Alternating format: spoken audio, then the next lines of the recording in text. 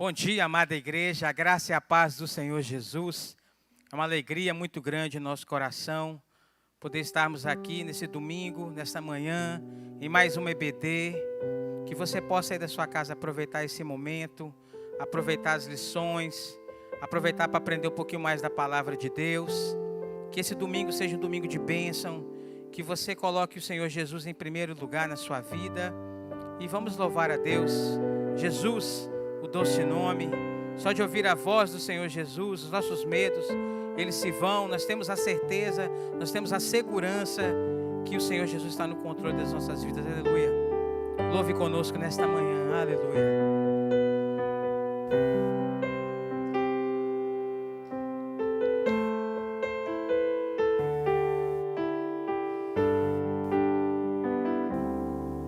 Só de ouvir tua voz, de sentir teu amor, só de pronunciar o teu nome,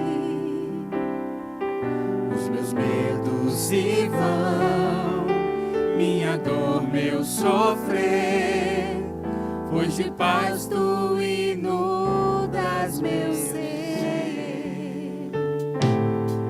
Só de ouvir tua voz, de sentir teu amor, só de pronunciar o teu nome, os meus medos se vão, minha dor, meu sofrer, pois de paz tu inundas meu ser. Jesus, que doce nome, que transforma em alegria o meu triste coração. Jesus, só o teu nome é capaz de dar ao homem salvação. Só de ouvir tua voz, de sentir teu amor, só de pronunciar o teu nome, os meus medos se vão, minha dor, meu sofrer, pois de paz tu inundas meu ser. Só de ouvir tua voz, de sentir teu amor, só de pronunciar o teu nome, os meus medos se vão, minha dor, meu sofrer, pois de paz tu inundas meu ser. Jesus, que doce nome, que transforma em alegria o meu triste coração. Jesus, só o teu nome é capaz de dar ao homem salvação. Jesus, que doce nome, que transforma em alegria o meu triste coração. Jesus, só o teu nome é capaz de dar ao homem a salvação. É capaz de dar ao homem salvação. A salvação. Jesus é capaz de dar ao homem salvação. Bom dia, meus irmãos, minhas irmãs, que a graça e a paz do nosso Deus seja sobre a sua vida, sobre a vida da sua família, sobre a vida dos seus. Como é bom estarmos reunidos em escola bíblica dominical para estudarmos juntos a palavra do Senhor. E como meditação na abertura da nossa escola bíblica dominical, eu gostaria de ler um texto para reforçar a nossa fé, a nossa esperança, alimentar a nossa alma diante da palavra do Senhor. E o Salmo 54, o versículo 4, o salmista ele vai falar para a gente de um assunto muito importante, ainda mais para os dias de hoje, quando nós vemos aqui um salmo escrito por Davi, no versículo 4, Salmo 54, versículo 4, em que Davi ele traz aqui um testemunho de fé, ele traz aqui palavras em que retrata a sua crença e a sua fé em Deus. Ele vai dizer no versículo 4, eis que Deus é o meu ajudador, o Senhor é quem me sustenta a vida. Aqui ele vai declarar algumas verdades. E a primeira verdade que Davi ele vai trazer para a gente, ele vai falar, eis que Deus é o meu ajudador. E de fato, Davi ele tinha esta convicção no seu coração, de que Deus era o seu ajudador. Em diversos momentos da história, Deus foi para Davi o seu ajudador. E quando Davi ele se torna rei de Israel, Davi poderia chegar para Deus e dizer, Deus, já cheguei no topo, já cheguei aonde nenhuma pessoa mais está acima de mim, porque eu sou o rei. E é um rei de uma grande nação. E Davi podia chegar para Deus e dizer para Deus, Deus, olha, muito obrigado, porque o Senhor me escolheu lá na minha casa, dentre todos os meus irmãos. Eu era até desacreditado pelo meu pai, porque quando Samuel foi à minha casa lá e papai não me chamou todos os meus irmãos, menos a mim. Mas o Senhor disse para Samuel, não atente para a aparência, nem para a altura, nem para a formosura, porque eu não vejo como o homem vê. O homem vê o exterior, porém eu vejo o interior. E o Senhor conheceu o meu coração. O Senhor me ajudou a fugir de Davi, fugir de Saul, ao longo de toda a busca, todo o exército de Israel esteve à minha procura, não para me prender, porque a intenção de Saul era de fato me matar, e o Senhor me protegeu, o Senhor me livrou de todos os soldados, e foi tempo que eu estava numa caverna escondida e Saul foi lá aonde eu estava, mas não me viu. Por quê? Porque o Senhor foi o meu ajudador. Mas Davi podia chegar para Deus e dizer para Deus, Deus, agora já cheguei no topo, já fui coroado rei. Então, da agora para frente, Deus, pode deixar as coisas comigo. Ele fez isso? Não, ele não fez isso. Em todo momento, Davi continua na sua vida a sua dependência para com Deus. Quando Davi ele sempre fala, e não apenas de boca para fora, não era uma palavra solta ao vento, mas Davi quando chegava para Deus falava, Senhor, o Senhor é o meu amparo, o Senhor é o meu escudo, o Senhor é o meu libertador. Davi estava falando de alguma coisa que ele vivia, que ele experimentava na sua vida e que ele vivia diante dessa dependência para com Deus. Eu não sei quais são os seus sonhos já realizados. Eu não sei quais são as suas conquistas. E que se diante das suas conquistas você já disse para Deus, Deus, já conquistei. Não preciso mais do Senhor. Aquele que precisava de uma namorada, pediu para Deus, Deus concedeu e Deus deu uma esposa. E aí chega para Deus, Deus, já consegui. Já me casei, não preciso mais do Senhor. Ai daquele, ai do ser humano que diz para Deus, Senhor, não preciso mais do Senhor. Sabe, irmãos, nós precisamos e necessitamos de Deus para tudo. Às vezes a gente pensa assim, para as bênçãos materiais, e quando a gente fala em necessidade, a gente lembra sempre de bênçãos materiais ou na área da saúde, mas quantas vezes espiritualmente nós desesperadamente precisamos de Deus, mas nós não reconhecemos que nós necessitamos de Deus.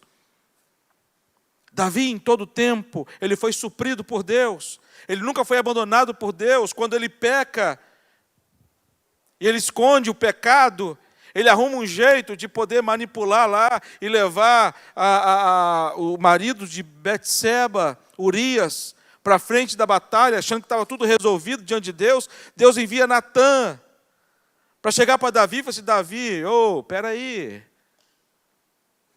Calma aí, Davi. Você precisa de Deus. E Deus falando para Davi: Davi, não caminha sem mim. Não anda sem a minha presença. Por isso que Davi, ele vai dizer aqui nesse texto, não apenas por um texto de encorajamento à minha vida e à sua vida, mas ele vai dizer de um texto que fazia parte da sua vida, da sua história. E ele vai dizer: eis que Deus é o meu ajudador.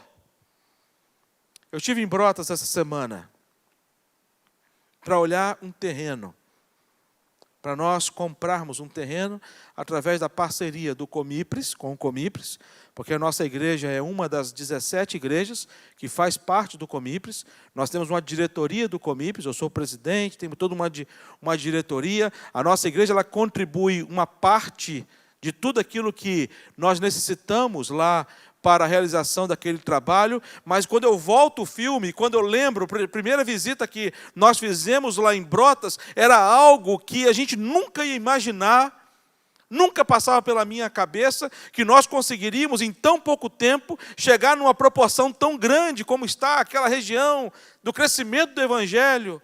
Nós estamos lá naquela região com o missionário Jefferson e a sua esposa, nós estamos com o missionário Luiz e a sua esposa, Jefferson e a Elaine, Luiz e a Neia, nós estamos com o Vinícius e a Stephanie, nós estamos com o Sadi e a Bernadette, e nós estamos com a Lerismar. São 2, 4, 6, 8, 9 missionários, sustentados pelo trabalho do Comipres. Quando que eu poderia imaginar que nós íamos chegar nessa proporção? E a gente entende, a gente reconhece, e eu assumo publicamente diante de todos, como líder do Comipres, que Deus, que tudo que está acontecendo lá no sertão é fruto da ação de Deus, da graça de Deus, porque Ele é o nosso ajudador. Quando eu olho para a história da igreja de Laranjeiras, as congregações, a gente podendo falar com você na sua casa, através de um trabalho assim, magnífico, que a equipe de som, o pessoal do louvor, o pessoal da multimídia, que está trabalhando assim, o Anderson. Sabe, irmãos, isso é porque Deus é o nosso ajudador. Não perca de vista isso. Não perca essa ajuda, não abra mão desta ajuda, meu querido irmão, minha querida irmã. Caminhe com o Senhor, ladeado ao Senhor. Peça a Deus para estar com você, para estar no seu coração, porque você precisa de Deus. Mesmo que você já tenha alcançado alguns objetivos da sua vida, você ainda precisa de Deus. Ele vai dizer para a gente: eis que Deus é o meu ajudador. O Senhor, ele vai dizer ainda mais, o Senhor é quem me sustenta a vida. Nunca falamos tanto em morte como nos dias de hoje. Algumas pessoas brincam comigo e falam que eu sou pastor de velório. Fizemos muitos velórios há um tempo atrás, ano passado, ano retrasado. Choramos com muitos irmãos, mas não como nos dias de hoje, irmãos. É muito triste você ligar a televisão e você, no final do dia, você ouvir a contabilidade dos mortos. Sabe, muitos viram estatísticas, mas nessa estatística muitos estão chorando. Sabe, irmãos, e é um enterro muito triste. Eu já acompanhei 2 enterros. Fiz velório, fiz fúnebre de 2 enterros de Covid. O caixão vem, fica no carro, a família chega, fica a mais de 3 metros de distância, as pessoas, os coveiros, junto com a empresa que carrega o caixão, os caras parecem astronautas, todo mascarado, com roupas, todo protegido, pega o caixão, a família não pode nem chegar perto, prestar as últimas homenagens. É muito triste. A gente está ficando, sabe? E há muitos irmãos nossos estão desesperados. Quando eu fui almoçar com os missionários, quinta-feira, lá em Brotas, entrou um irmão conhecido de muitos que já foram lá em Brotas, que tem um restaurante lá, um irmão chamado Dadá, conhecido como Dadá, não sei o nome dele. Dadá.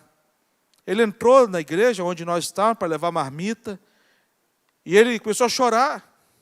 Eu disse, pastor, pelo amor de Deus, ora por mim, falando, chorando. Eu disse, o que houve, meu irmão? Senta aqui, está passando mal? Eu disse, não, pastor, você não está vendo o que está acontecendo no mundo? Aí eu falei assim, eu sei o que está acontecendo no mundo, meu irmão, mas por que? Desesperado. Eu disse, pastor, quantas pessoas morrendo? Sabe quantos casos tem em Brotas, irmãos? Nenhum. Nenhum caso. E ele entra desesperado, chorando. Aí ele falou, pastor, os gafanhotos estão invadindo o Brasil, o mundo vai acabar. Eu falei assim, calma, irmão, e vamos. Foi uma oportunidade maravilhosa de evangelizar ainda mais o coração dele. Sabe, irmãos, diante desse tempo, alimenta-se com uma verdade. E a verdade, sabe qual é? É que Deus, o Senhor, é quem sustenta a sua vida. Toma posse disso. Toma posse. É o Senhor que sustenta a sua vida. Ah, então, pastor, quer dizer que eu vou sair sem máscara, vou sair... Não é nada disso que estou falando. Não vou usar álcool em gel, não vou me cuidar. Não é nada disso que eu estou falando. Temos que ter o cuidado. Não podemos tentar a Deus. Mas uma coisa eu quero dizer para você. Deus é quem sustenta a sua vida. Sempre foi assim. Sempre vai ser. Deus pode vir gafanhotos. Pode vir a Covid. Pode vir o câncer. Pode vir a lepra. Pode vir a diverticulite, que eu chamo de chaticolite. Pode vir, sabe, sinusite. Todas as ites que quiserem vir, pode vir. Mas uma coisa eu quero te falar, a despeito de tudo isso, Deus é quem sustenta a nossa vida. Porque nada disso é maior do que o poder do nome do nosso Deus. Que esse versículo tome o seu coração, como tomou meu coração. Esse versículo, ele diz, eis que Deus é o meu ajudador. O Senhor é quem sustenta a minha vida. Que assim seja na sua vida. Em nome de Jesus. Vamos orar? Deus, faça com que essa mensagem seja uma realidade, Pai, em nosso coração e nos alimente com esta verdade. Não é uma pregação vazia, não é uma promessa feita por homens, mas é uma promessa feita pelo Senhor, Deus. É uma verdade, é uma crença que Davi tinha no seu coração e que nós possamos nos alimentar dela, Senhor Deus. Oramos assim, gratos em nome de Jesus. Amém. Amém. Meus queridos irmãos, nós vamos dar continuidade à nossa escola dominical. Já foi compartilhado nas nossas redes sociais os links de cada classe de escola bíblica dominical. Nós estamos nos reunindo vida cristã, sala de teologia, mocidade, adolescentes e também casais. Então, são 5 classes que estão funcionando. A escola bíblica dominical das crianças acontece às 15 horas com a direção do presbítero Eberton, tem sido uma bênção muito grande. Então, a classe Vida Cristã vai continuar aqui sendo transmitido pelo Face e pelo YouTube, e cada classe tem o seu link já anunciado nas nossas redes sociais. Que Deus te dê uma aula abençoadíssima, em que você possa aprender um pouco mais da palavra do Senhor, e que esta palavra alimente a sua alma, e que você possa alimentar outros com tudo aquilo que você aprendeu. O que você aprender, não guarde para você, transmita a outros. Que Deus te abençoe e tenha uma boa aula.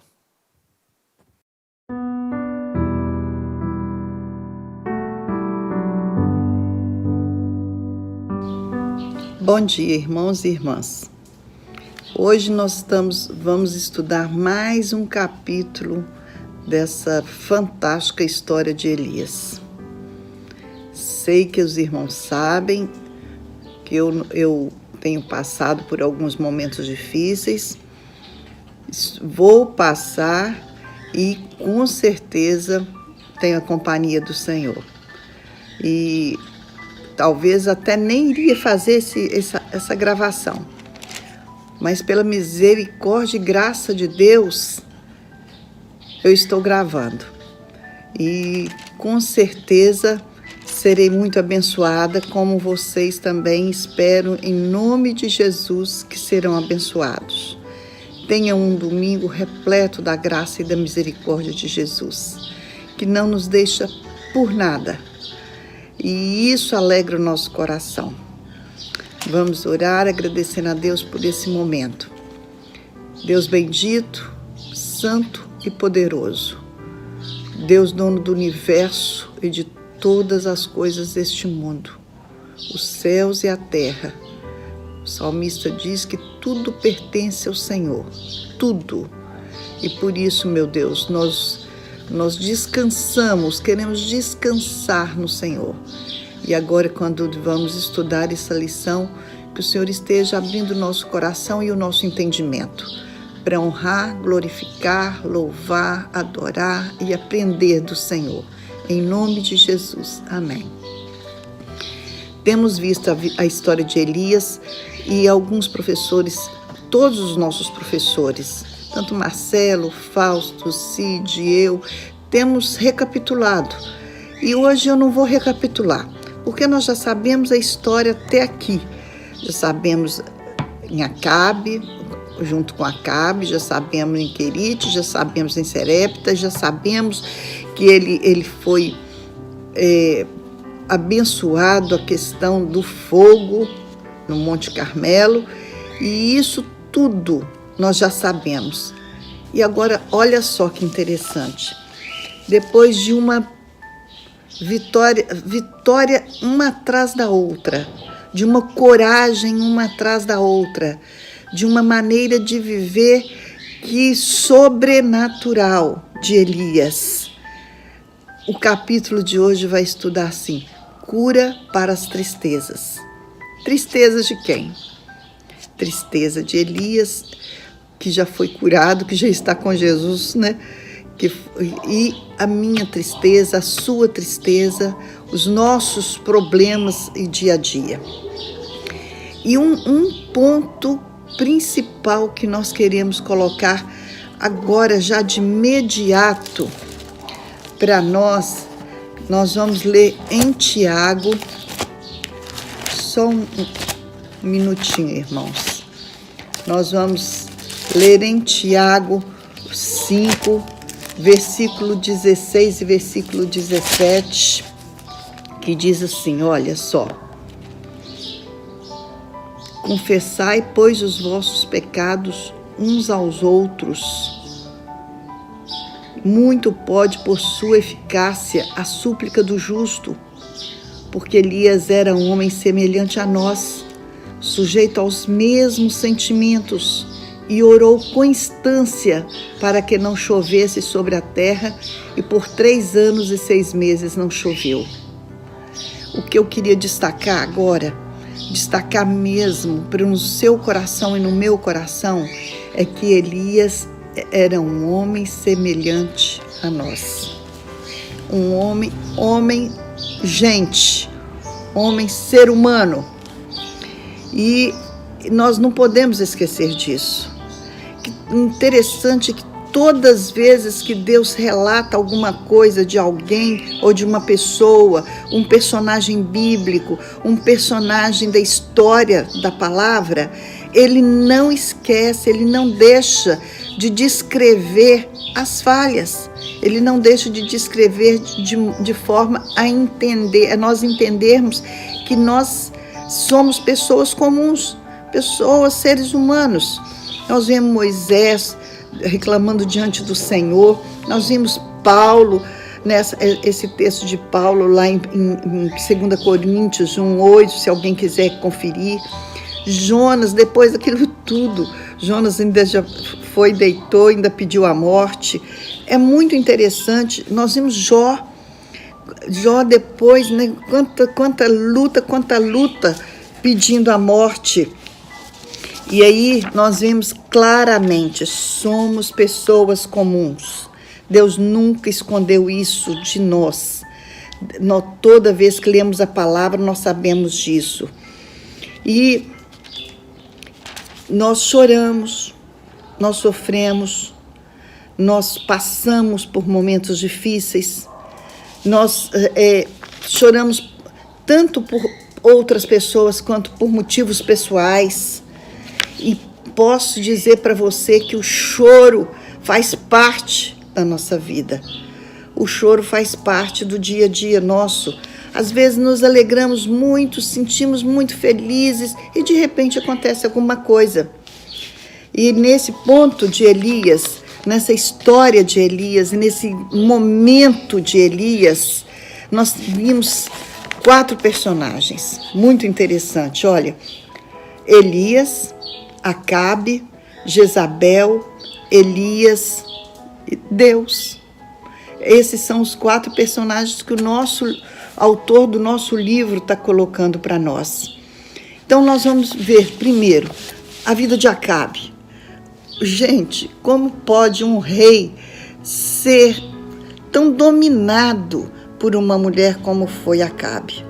Ele tinha, era como se fosse um bebê chorão no colo de Acabe no colo de Jezabel. E Jezabel se aproveitava disso.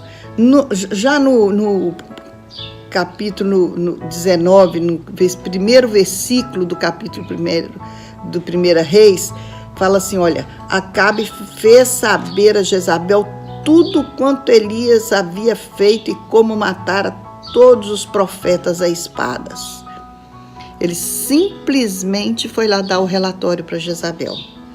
Simplesmente desceu dali do monte e pensou assim, vou contar para Jezabel tudo que Elias fez. É como se fosse assim, além de dependente, de fraco, fofoqueiro. Ainda foi lá contar para Jezabel dessa forma.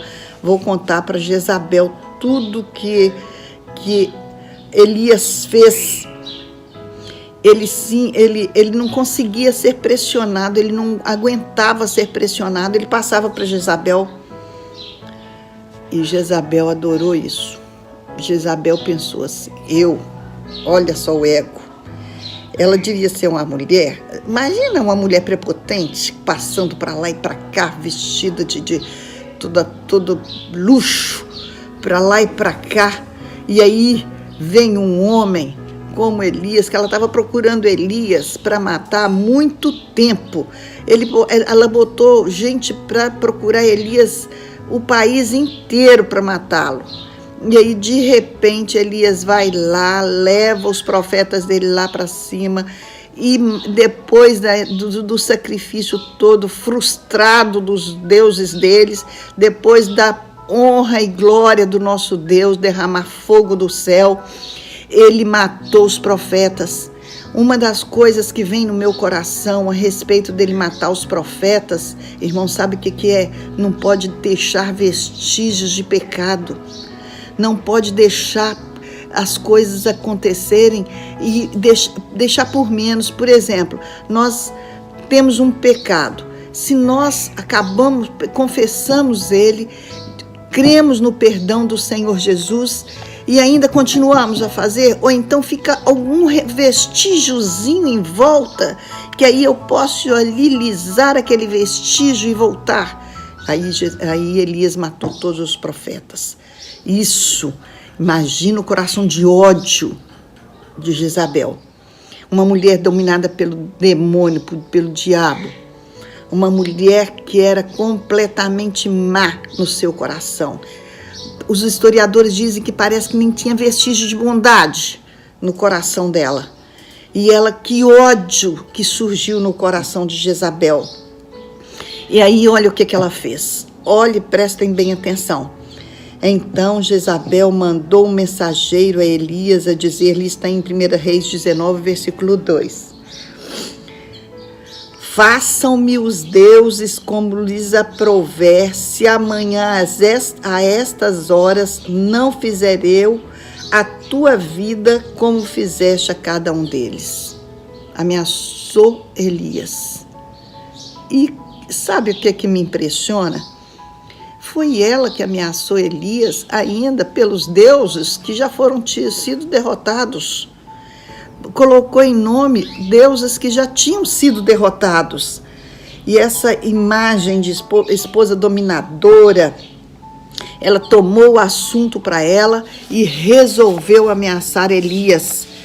Olha, eu fico aí pensando que Elias se intimidou com essa ameaça. Pensa bem, ameaçando um homem, um herói, um homem forte, um homem que já tinha passado por várias provas diante de Deus. Ele tinha um passado digno, um homem que foi chamado o homem de Deus, o próprio nome dele, Elias, era o homem de Deus, e se intimidou, e eu fiquei imaginando assim, homem como nós, às vezes quantas bênçãos, quantas coisas maravilhosas passam na nossa vida, quantas coisas que o Senhor tem feito por nós, e às vezes alguma coisa que vem nos abate, que nos intimida, que nos faz às vezes até chorar. Mas sabe o que Elias fez? Fugiu, simplesmente fugiu.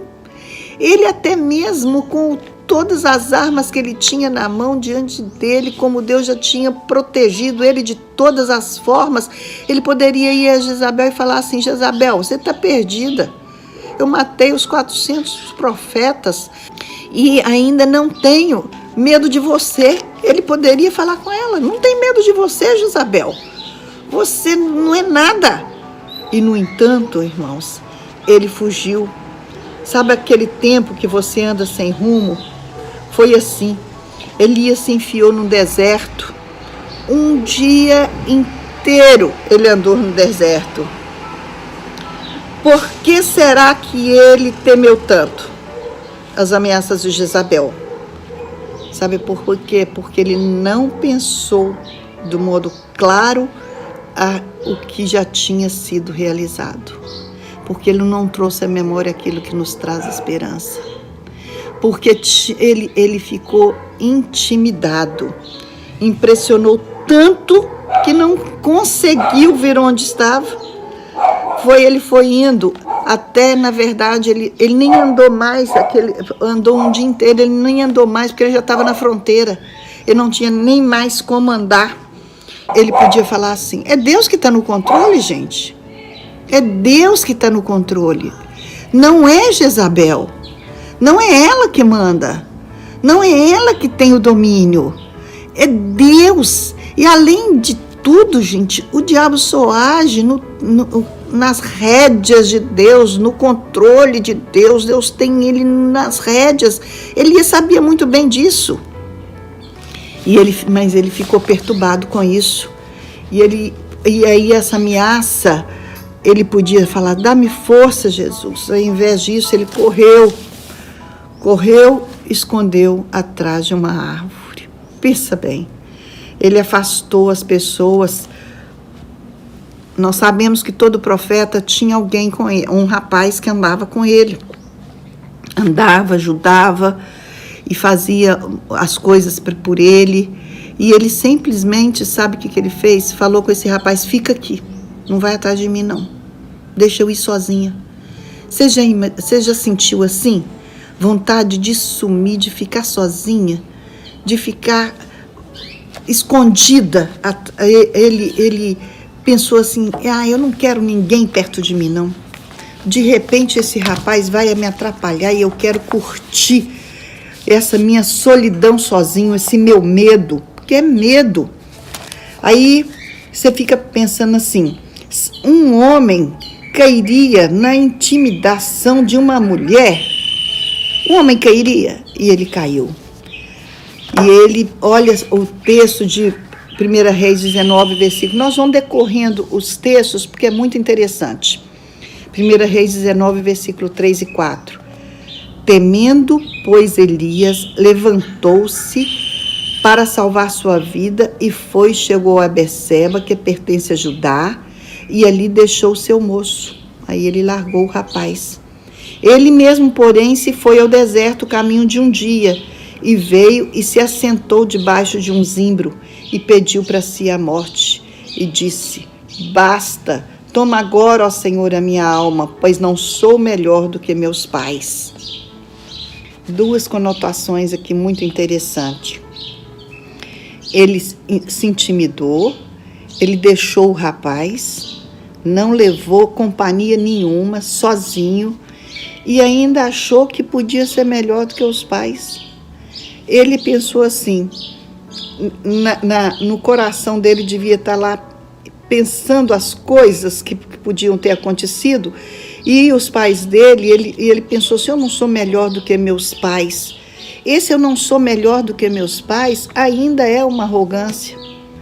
Ainda pensando que ele poderia fazer alguma coisa que levaria ele a ser melhor do que alguém. E não, ele não era melhor do que ninguém. E aí, a pergunta é por quê? Por que Elias temia as ameaças de Jezabel? Primeiro, porque Elias não estava pensando de modo claro. Elias tinha uma visão tão deturpada da situação que ele não conseguia ver a realidade. Às vezes nós não vemos a realidade, nós não vemos o que está em volta de nós. Olha, e é Deus quem está no controle, não é Jezabel. Já disse isso, não era Jezabel. Segunda coisa, Elias afastou dos relacionamentos encorajadores, é o que eu também falei, deixou o moço. Quantas vezes esse moço devia falar assim, não, Elias, não é assim não, vamos fazer assim, e encoraja. Quantas vezes nós estamos em família, ou nós estamos na igreja, ou recebemos um telefonema de um irmão, ou uma oração, alguém liga para nós, ou passa um recado pelo WhatsApp, e às vezes num momento tão difícil, e nos encoraja, e nos traz a coragem, e nos traz o ânimo, e nos devolve o ânimo. Deus usa pessoas. E assim, quando ele largou o rapaz, foi exatamente fazendo o contrário. O terceiro, Elias foi pego na contracorrente de uma grande vitória. Parece que, vocês já notaram que quando a gente passa por uma vitória muito grande, depois dá um certo abatimento, e isso aconteceu com Elias. Nós precisamos armar uma barricada de defesa contra o inimigo. Qual é essa barricada? Oração, leitura da palavra, jejum, amigos, e nós temos muitas coisas. Olha, eu queria contar uma história a respeito do que está nesse livro da vida de Elias, que é muito interessante. Eu vou ler um pedacinho para eu não perder alguma coisa bem interessante. Eu não sou alpinista, nem gosto de altura, mas gosto muito de observar aqueles que apreciam essas coisas. Vários deles já me disseram que chegar ao pico de uma montanha normalmente é uma experiência de moer os ossos. Mas a antecipação de se imaginar no topo de uma incrível determinação aumenta a motivação. Quando chega lá, as palavras não podem descrever o entusiasmo.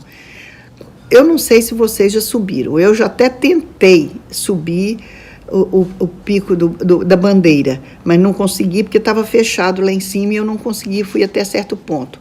É uma adrenalina muito grande. E você fica no entusiasmo, numa expectativa muito grande. Mas então vem o grande desafio: descer a encosta. A tendência é ficar menos excitado, mais vulnerável aos riscos e até mesmo desprevido no momento de descuido. Tudo isso nos dá uma analogia digna de nota para o reino espiritual que eu creio que explica parcialmente a vulnerabilidade de Elias. A grande batalha no Monte Carmelo já era passado. Agora ele estava descendo. Aquela adrenalina, aquela alegria, aquele prazer, aquela motivação, aquela expectativa, que tudo que ele tinha ao subir o Monte Carmelo já tinha passado. Agora ele estava descendo. E aí Elias tivesse traçado e posto em prática um plano de contra-ataque, certamente ele sabia que o assassinato por atacado daqueles profetas causaria em Jezabel um ódio mortal. Ela iria ficar com ódio dele mortal. Isso com certeza deve ter passado no coração dele, que não era normal. E aí enfraqueceu Elias. Aí nós pensamos assim: chega segunda-feira e a descida da encosta da montanha espiritual, quando estamos esgotados e vulneráveis. Às vezes o domingo é um domingo especial, mas na segunda-feira aquilo parece que desmorona com determinadas notícias. E aí tudo isso nos faz vulneráveis se nós confiarmos em nós mesmos, irmãos. Não podemos confiar em nós mesmos. Não podemos confiar nas coisas que estão à nossa volta. Nós não podemos escorar, é a palavra certa, escorar nas coisas que estão à nossa volta. E aí, quando avaliamos as dificuldades que podem nos vir, ficamos deprimidos. E o que fazer? E o que Elias podia fazer? Em 1 Reis 1:19, deitou-se e dormiu debaixo do zimbro, e eis que um anjo tocou e lhe disse: levanta-te e come. Olhou ele e viu junto à cabeceira um pão cozido sobre pedras e brasas e uma botija de água. Comeu, bebeu e tornou a dormir. Voltou segunda vez e o anjo do Senhor tocou-lhe e disse: levanta-te e come, porque o caminho te será sobremodo longo. Levantou-se, pois, comeu e bebeu, e com força daquela comida caminhou 40 dias e 40 noites até Horebe, o monte de Deus. O nosso alimento é o Senhor, o pão do céu. Nós nos alimentamos do Senhor para chegar a Horebe, para nós subirmos a montanha, para nós estarmos preparados. O anjo falou: levanta, e nós precisamos nos levantar, não podemos nos abater, não podemos ficar vulneráveis. Se nós nos abatermos, nós ficamos vulneráveis. O Senhor falou com ele assim: Elias, olha para cima. Olha para cima buscando o Senhor, que graciosamente nos liberta da depressão. Se você está triste, você está angustiado, você está deprimido, com dias tão difíceis, pensa bem. Olha só, essa semana, de 10 dias para cá, eu perdi a minha sogra, eu perdi o meu cunhado e eu ganhei um diagnóstico de câncer. Eu não quero me abater, eu não posso me abater, eu não tenho que me abater. Eu preciso da coragem, mas sabe como? Olhando para cima. Vou ler para vocês, olha para cima buscando o Senhor, que graciosamente nos liberta da depressão. Olhar para cima quando Ele permite que descansemos e tenhamos refrigério depois de uma agenda lotada que cobra um alto preço na nossa vida. olhar para cima para agradecer-lhe quando ele gentil e pacientemente fala ao nosso coração por meio da sua palavra, depois de descermos do monte da autocomiseração. Eu não quero comiseração na minha vida. Eu não quero, em nome de Jesus, olhar. E você que está me ouvindo, que talvez esteja passando por momentos até mais difíceis, não se abata. Olhar para cima e louvá-lo é uma das armas que tem fortalecido o meu coração, é o louvor, a adoração. Quando ele nos dá a companhia, a afirmação de um amigo que nos estende e nos encoraja. Obrigado, irmãos. Obrigado porque vocês têm sido amorosos, carinhosos, presentes na minha vida. Obrigada. Olhar para cima e reconhecer que o doador de todas as coisas é mais importante do que as coisas recebidas. Que possamos dizer assim: obrigado, Senhor, por falar-nos de Elias. Obrigada, meu Deus, pela vida de Elias. Obrigada, Senhor, porque o Senhor deixou escrito na palavra a vida desse homem, que deu a volta por cima, que conseguiu muitas coisas ainda nós vamos ver no livro a respeito da vida dele. Por falar um exemplo inesquecível de que não há outro lugar para olhar senão para cima. Olhar para cima. E aqui, nosso capítulo, ele termina contando a história de Jezabel, que tinha um homem que tinha uma vinha do lado do palácio. E esse homem chamava Nabote. E aí, Acabe pediu a Nabote que vendesse essa vinha para ele. Ele tinha tudo, mas ele queria mais porque não satisfez. Ele ficou querendo mais ainda. E aí ele queria e foi lá e falou com Nabote que queria comprar a vinha de Nabote. Nabote falou assim: eu não vou vender para você não, Acabe. Isso é herança de meu pai. Como que eu vou vender uma herança dos meus pais? E aí, olha a fragilidade, a moleza, que eu não sei nem descrever o caráter de Acabe. Não consigo descrever o caráter de Acabe. E aí ele foi lá contar para Jezabel: Jezabel, Nabote não quer me vender a vinha e eu queria essa vinha. E aí Jezabel falou assim: pois essa vinha vai ser sua, pode ficar tranquilo. Pois olha, irmãos, foi lá a história, quer ver? Eu vou ler só um pedacinho. Que ela foi, mandou matar Nabote e falou com Acabe: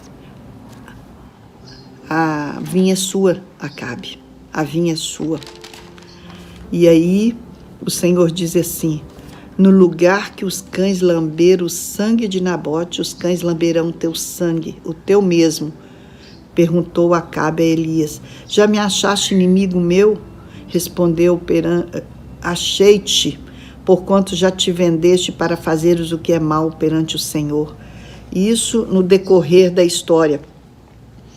E aí, por causa da provocação com que irritaste e fizeste pecar a Israel, também a Jezabel falou o Senhor: os cães devorarão a cidade, Jezabel dentro dos muros de Jezreel. Quem morrer de Acabe na cidade, os cães o comerão. Quem morrer no campo, as aves do céu o comerão. Ninguém houve, pois, como Acabe, que se vendeu para fazer o que era mal perante o Senhor, porque Jezabel, sua mulher, o instigava, que fez grandes abominações seguindo os ídolos, segundo tudo o que fizeram os amorreus, os quais o Senhor lançou de diante dos filhos de Israel. Tendo Acabe ouvido essas palavras, rasgou as suas vestes, cobriu de pano de saco e o seu corpo, cobriu de pano de saco o seu corpo e jejuou. Dormia em panos de saco e andava cabisbaixo. Então veio a palavra do Senhor a Elias: Não viste que Acabe se humilha perante mim? Portanto, visto que se humilha perante mim, não trarei este mal nos seus dias, mas nos dias de seu filho o trarei sobre a sua casa. Não adianta, não fique impune. E Elias, ele reviveu, ele acabou o seu... Deus falou com ele, tem um momento que Deus fala com ele assim: o que está fazendo aí, Elias? Levanta. O anjo foi lá e o alimentou. E o Senhor pode fazer isso comigo e com você. O que é que nós estamos fazendo cabisbaixo, de cabeça baixa? Alimenta da palavra, alimenta da verdade, alimenta do Senhor e levanta a sua cabeça. E que Elias seja para mim e para você um testemunho da palavra, em nome de Jesus, e traga no nosso coração uma coragem, porque nós queremos a bênção. A palavra de Deus diz que a bênção é sobre nós. Falou com Neemias, falou com Moisés, falou lá que a bênção é mais do que suficiente para nós, e nós somos mais que vencedores em Cristo Jesus. Eu sou mais que vencedora em Cristo Jesus. Que todas as coisas que possam vir sobre nós não nos abata, não nos faça esconder, não nos faça esconder atrás de uma árvore, mas que o Senhor, quando diz o anjo do Senhor, é a própria pessoa de Jesus. Que Jesus nos alimente e nos faça mais que vencedores em Cristo Jesus, nos trazendo a palavra, em nome de Jesus. Que a vida de Elias, irmãos, seja para nós um testemunho, e com certeza ainda teremos mais 3 ou 4 estudos sobre a vida dele, e que sejamos mais que vitoriosos em Cristo Jesus, em nome de Jesus. Eu vou só ler Salmo 103. É o versículo que tem sido meu alimento. Lógico que toda palavra, mas ele vem no meu coração a todo instante. Salmo 103, versículos 1 e 2. 1, 2 e 3. Bendize, ó minha alma, ao Senhor, e tudo que é em mim, bendiga o seu santo nome. Seja assim meu coração. Bendize, ó minha alma, ao Senhor, e não te esqueças de nenhum só de seus benefícios, pois Ele é quem perdoa todas as suas iniquidades, quem sara todas as suas enfermidades. Amém. Em nome de Jesus, tenha um dia na presença do Senhor. Deus bendito, santo e poderoso, salta as palavras do Senhor para o meu coração. Que as palavras do Senhor, meu Deus, seja tão verdade em mim, meu Deus, que eu possa testemunhar a todo instante da minha vida para honrar, glorificar, louvar e adorar o Senhor. Não que eu diminua e que o Senhor cresça, como diz João Batista, meu Deus. Em nome de Jesus. Amém.